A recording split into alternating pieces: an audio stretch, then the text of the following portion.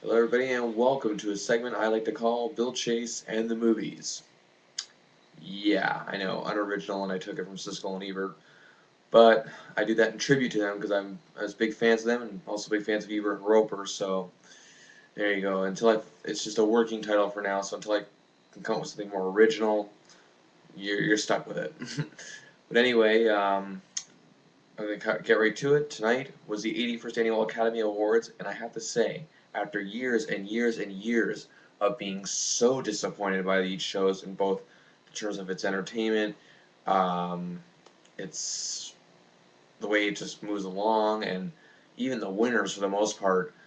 Um, this is one of the best shows I've ever seen out of the Oscars ever. I think it may be the best.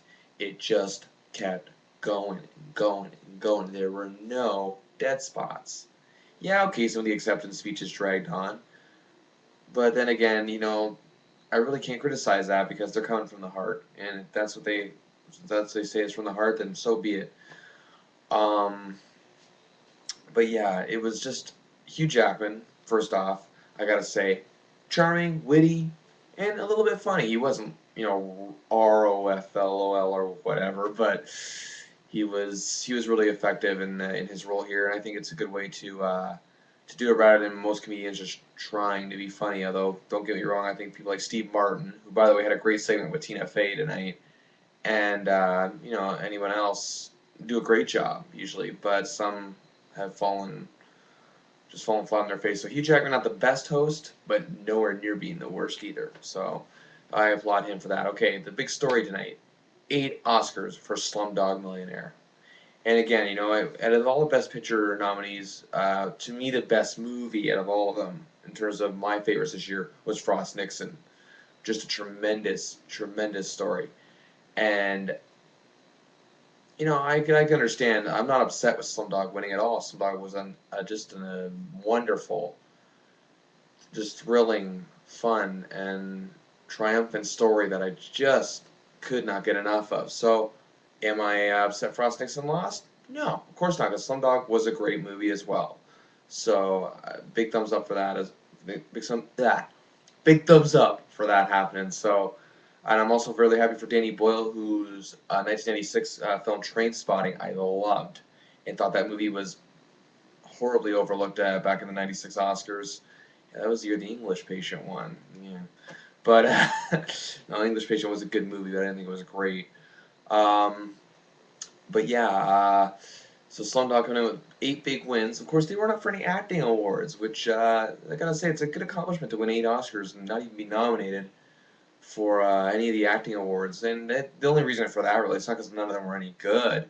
It's just because, well, they weren't on most of the actors in that movie weren't on screen for any long amount of time. It was the characters that dictated it, not the actors per se. So yes, congratulations to Danny Boyle and Slumdog Millionaire for taking home the big prize, as well as Best Director, which is another big prize, and many other numerous awards, including Best Original Song. Okay, the show, like I said before, was just almost perfect the whole way around. I didn't have a problem with the entertainment. The new things they did this year, having the past actors talk about each nominee individually, was magnificent. Talk about original. I knew there was going to be shakeups this year after the abysmal number that the ratings number that last year's show did, and they did more than deliver this year. It just, it was still very long. It was more than 3 hours, but it didn't feel like it. I didn't feel like I was sitting through a boring award show like I did last year, or even the year before that, or the year before that. It wasn't boring. I found it to be very interesting. Even the acceptance speeches from, the winners of this, the visual effects awards, and this, all those other awards, the non, what people consider to be the big 5 or 6. Even their speeches were very interesting because they're passionate about what they do. That is what I loved about it, and it really showed, especially the ones who won all the awards for Slumdog Millionaire. I loved all their speeches. Amazing, just amazing. And of course, I got to talk about so let's get tonight. And the Academy, I got to say, they're lightening up a little. I mean, yes, okay, they didn't nominate The Dark Knight or Iron Man for much this year, but they are softening. Now, people complain about that, and so did I. I believe The Dark Knight should have been nominated, even won Best Picture. Yes, because The Dark Knight was my favorite movie, bar none, in 2008. But they're softening slowly but surely. They're not going to soften just over one course of 1 year. I think Robert Downey Jr.'s nomination in Tropic Thunder really swung the door open and really broke ground in terms of how the Academy is going to look at comedies. It's going to grow, and that their analysis, if you will, of comedies will change drastically over the next few years. It's not going to happen overnight. You know, I might even be well into my 30s by the time that happens. But they're going to be softening up very soon. And movies that are as great as the Dark Knight, adventure films, comic book films, if you will, that are great, will get recognized. And also, I gotta say too that I was very, what's the word I'm looking for?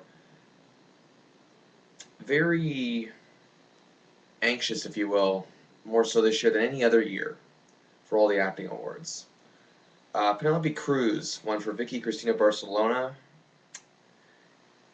Okay, yeah, I don't have a problem. Best Supporting Actress is really an award that's been tarnished over the years because a lot of the winners have been inexplicable in the past. Like, I'll give you an example.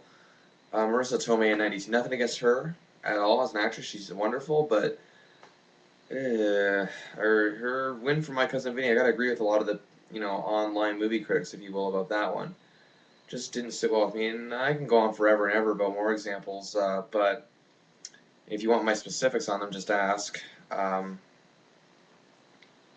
thing is that I'm not saying Cruz was undeserving, but there are just performers better than her. But at the same time, she wasn't terrible. She brought that movie to life. So congrats to her. Again, I would have rather seen any of the cast members from Doubt win. As for Henson, I didn't think she was overly scene stealing in Benjamin Button. So, but yeah, overall, I was pretty pleased with that. Also, I gotta say, best supporting actor, probably the most emotional moment of the night, Heath Ledger. Um, wow, I'm really glad this happened. I don't think I've ever been more happy over an Oscar win in my entire life. And yeah, okay, you can all go on and on and on and on. How about it? It's a sympathy vote. I really don't think it is. Personally, I think Ledger has shown in the past how great of an actor he is in such roles as Monsters Ball. Yes, even Brokeback Mountain. Uh, um, and also even like movies that weren't so great, like Casanova. Which, yeah, okay, it was, but he was tremendous in it. And side note, if any of you see that movie, Oliver Platt, great, just great in that movie. He pretty much saved it from being a total loss. Um, I loved Heath Ledger in Ten Things I Hate About You. His really, I guess you would call it his North American breakout role, if you will. Again, he just had a certain savviness to himself in that movie that you really just wanted to. I don't even think we knew enough about his character. I wanted to know more by the end of that movie. And yeah, he brings his roles to a point where you want more from them. And it's only because he did so good that you think that, wow, you just imagine, wow, what can this guy do with if you had more of that? But thankfully, in The Dark Knight, he had just enough before it might have gone over the top. It was dark, no pun intended. It was eerie, funny, even sad if you think in retrospect, obviously, and just a true embodiment of what a villain in a movie, in any movie, should be, whether it's a superhero movie or just an action film. That's what it should be. And Ledger, in my opinion, may have just set a whole new standard for it. And his win for The Dark Knight was not only what I predicted, it was what it was deserved. You can debate it. I mean, I like the other performers, Robert Downey Jr., Philip Seymour Hoffman, one of the best in Hollywood today. But again, this was Heath Ledger's year, whether dead or alive. It was his year. You can't just do a performance like that and just say it's because he died. That's just my opinion. Maybe some of you think it is a sympathy vote. Fine, whatever. But let's see how many hands it takes to count how many posthumous winners there have been. Peter Finch, Heath Ledger, both very deserving of their awards. And also moving on, okay, moving on to take a sidebar from the acting stuff from the awards.